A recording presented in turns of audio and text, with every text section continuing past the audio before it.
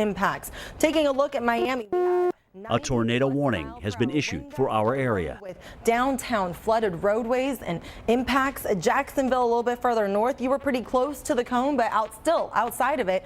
And you saw record storm surge as well as 80+ mile-per-hour wind gusts. And another one. This one really stands out from the rest, especially Charleston, South Carolina. Nowhere near the cone, really. You saw the second highest surge in history for you and flooding rain. So again, you do not have to be in the cone to feel the impacts from hurricanes. I'm Tammy Leitner in San Juan, Puerto Rico, where people are stocking up, preparing for Hurricane Maria. Now, we have seen people coming and going all day. There's been a constant stream of cars, people stocking up on supplies. Schools are closed today.